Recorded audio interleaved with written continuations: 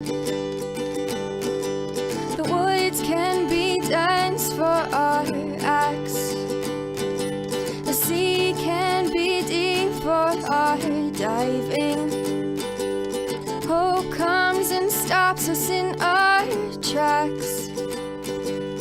Bravely we prove in our striving, trudging together each day. Where there's a will, there's a way.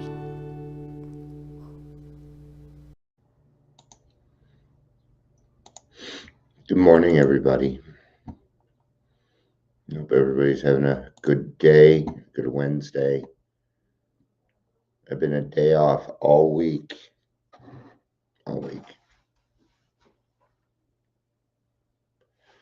My camera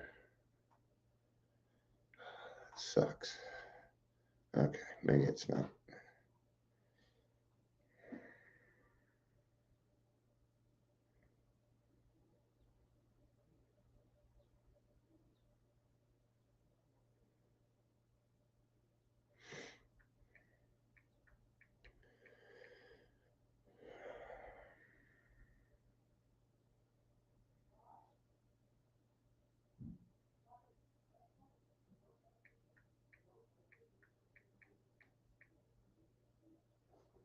All right.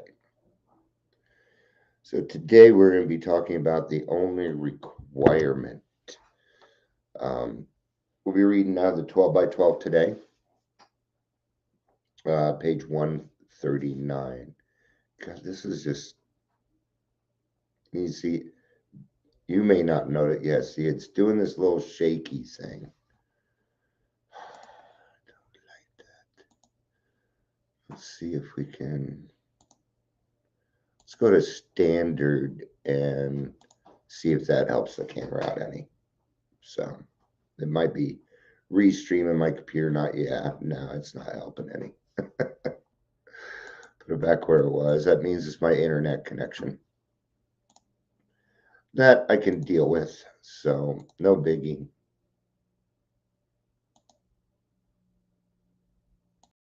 We're going through there. There we go. The audio probably changed on you too. All right. Matt Dion's done messing around with that. Let's yo Virgo, yo Virgo, yo Virgo, yo. The one thing about Virgos, man, we really like it when it's our time. I don't care how shy we are. We love being the center of attention. I'm unsatisfied with my camera right now. All right. Let's do some introductions. Welcome to the Daily Trudge. My name is Dion. If you're here, please say hello, whether you're watching the live or the rewatch. Okay. So, yeah. 139. I bet it's going to be tradition 3. Hey, Maylin, it's good to see you.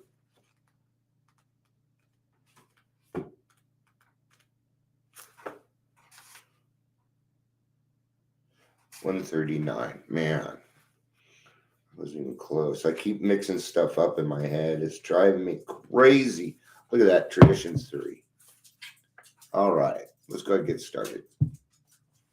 Tradition 3, the only requirement for AA membership is a desire to stop drinking. This tradition is packed with meaning, for AA is really saying to every serious drinker, you're an AA member if you say so. You can declare yourself in, nobody can keep you out. And yeah, the only requirement for membership is a desire to stop drinking. We had to make that for a few things. Number one, we had to have a rule. Okay. There need to be some kind of requirement. So it doesn't say this person has to be sober. It just says that they have a desire to stop drinking. Sometimes we will get people that come in and relapse and relapse and relapse every other week. They're raising their hand again. That was me. That was me for a long time. Okay? And thankfully, they stuck to this tradition and didn't kick my ass out. Okay? No matter who you are, no matter how low you've gone, no matter how grave your emotional complications, even your crimes, we still cannot deny you. We cannot deny you AA. We don't want to keep you out. We aren't a bit afraid you'll harm us. Never mind how twisted or violent you may be. We just want to be sure that you get the same great chance for sobriety that we've had. So you're an AA member the minute you declare yourself one. Now, does this mean that this person needs to raise their hand and say, I'm Dion and I'm an alcoholic? No. Doesn't say that in there. Okay. There's a desire to stop drinking. Do they need to be alcoholic? Nope. There's a lot of people who are non-alcoholic who had a drinking problem that used AA to deal with it. They don't have to go to the same extents we do, right? But sometimes people get caught up and they're drinking too much, but they're not an alcoholic. Don't worry, that's not us. They're out there. They are. They don't usually hang out in AA. They don't go to AA meetings. Oh, yeah. No, you're not required to go to meetings either to be an AA member. You don't need to be doing the work. You don't need to have a sponsor. Let's see how that's going to work. Okay. So that requirement also kind of separates us. Because after a while, you keep relapsing. People start saying, hey, man, you got to get this.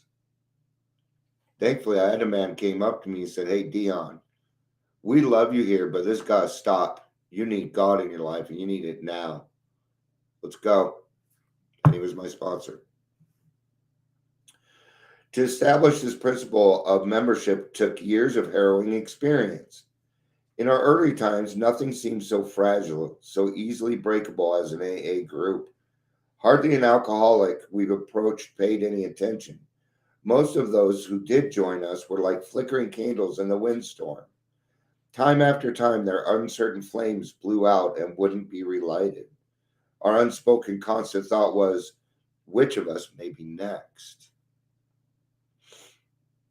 A member gives a vivid glimpse of those days. At one time, he says, every AA group had membership rules. Everybody was scared witless that something or somebody would capsize the boat and dump us all back into the drink. Our foundation office asked each group to send its list of protective regulations. The total list was a mile long. If all these rules had been in effect everywhere, nobody could have possibly joined AA at all. So great was the sum of our fear and anxiety. So here's the thing, those rules that are being made up for these other types of recovery, they don't belong there. See, the thing about AA is they went through the growing pains.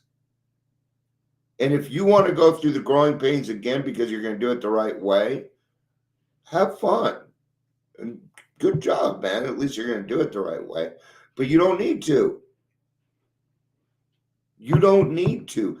Just like our experience can help somebody else from those last years of total shit.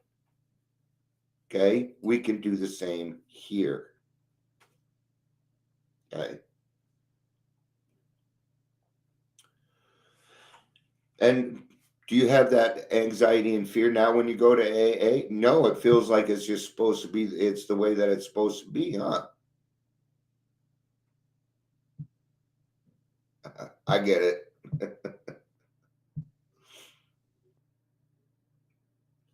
We were resolved to admit nobody to AA but that hypothetical class of people were termed pure alcoholics. I don't want to be a pure alcoholic. I'd rather be a hopeless one, honestly. Except for their guzzling and their unfortunate results thereof, they could have no other complications. So beggars, tramps, asylum inmates, prisoners, queers, plain crackpots, and fallen women were definitely out. That would have been all of us. Yeah.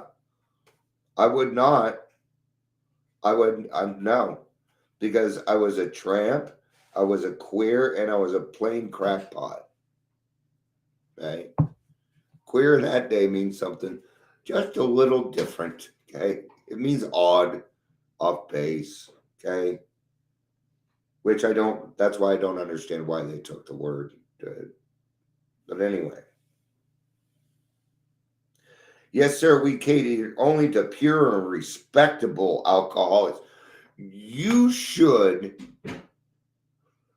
okay? Yes, we cater to pure and respectable alcoholics. Show me a respectable alcoholic, please. Please show me a respectable alcoholic. Okay. Any others would surely destroy us. Besides, if we took in those old odd ones, what would decent people say about us? We built a fine mesh fence around AA. Yeah. What was that? Stigma. Stigma, stigma, stigma. Yeah. Okay. Remember the thought process back then. We're talking the 30s. Women couldn't vote yet, I don't think. Okay. And we still very much had a race problem. Okay. We cannot do that. Nope. Anything that shields the alcoholic is going to make it worse. Okay. So that's why when it comes to anonymity, I must keep your anonymity. I can talk out loud as much as I want. As long as I don't go wrong. You know, I'm the head of AA around here. Some people do that. They seriously, I kind of run this area, all the groups around here. Yeah, I'm the one that takes care of them. 1920. Thank you, Amber. So women could vote by this point for 19 years. Maybe this sounds comical now. It does, but imagine being there. Your life is dependent upon this. You have a bunch of selfish alcoholics wanting to keep what was given to them. It's not going to work. In this day and age, I don't know that a group like that would have survived. Not with the mental state of the mental health is just horrible.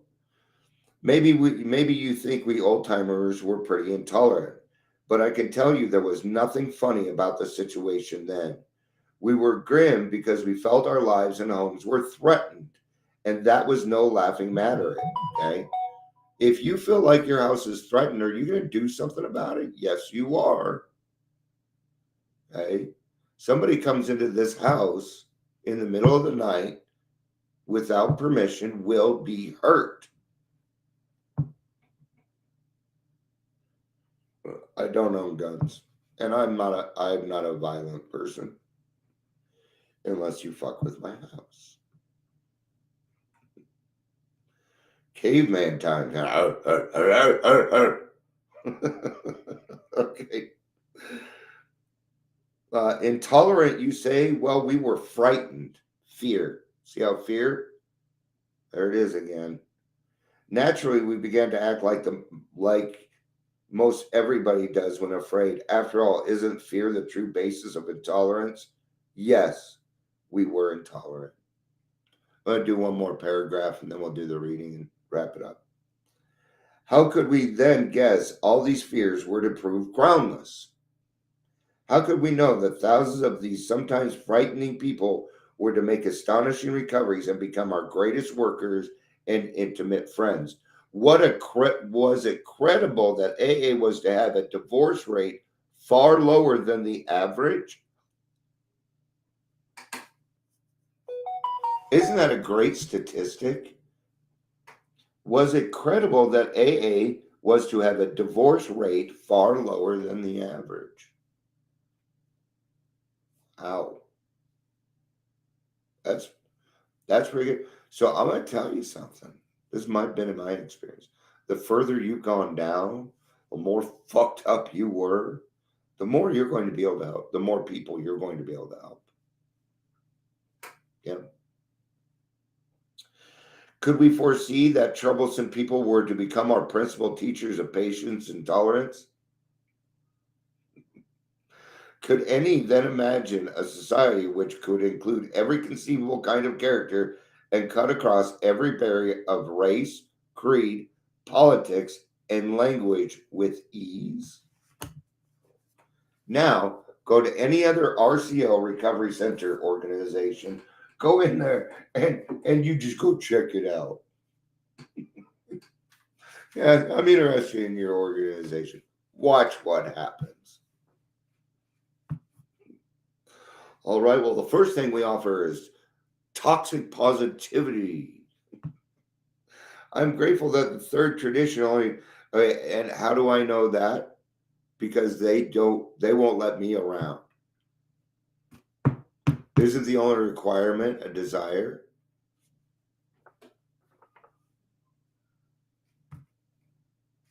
That's not recovery equity. No, in fact, anybody that is not okay with their style is tossed. Well, we don't need to know they're liars and they're this and they're that. And they get angry. They get angry. And then they'll steal your shit. I'm grateful that the third tradition only requires of me a desire to stop drinking. I've been breaking my promises for years. In the fellowship, I didn't have to make promises. I didn't have to concentrate. Isn't that cool? We get to AA or whatever 12-step you're choosing to find out you don't need to explain yourself. That's one of the worst fucking things. Having to explain myself to my doctor, to my therapist, to my wife, to my children, to you, down and on and fucking on. It's never ending. Right? No more. We don't. The last time my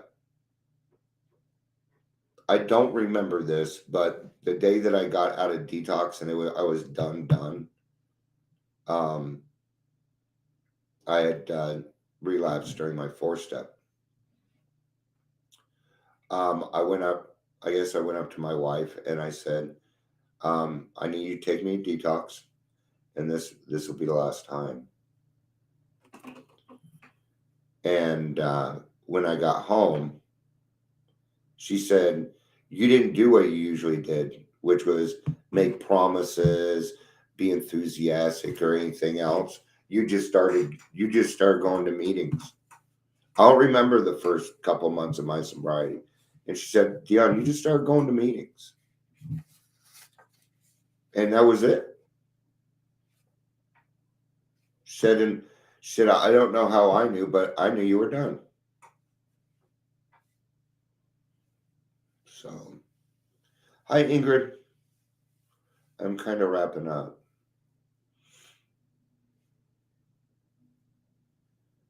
It only required my attending one meeting in a foggy condition to know I was home. I didn't have to pledge undying love. Yeah. You don't have to, you know, you don't even have to raise your hand and say anything. You can even raise your hand and say, "Hi, I'm Dion." Right? You're not required to say alcoholic. Okay?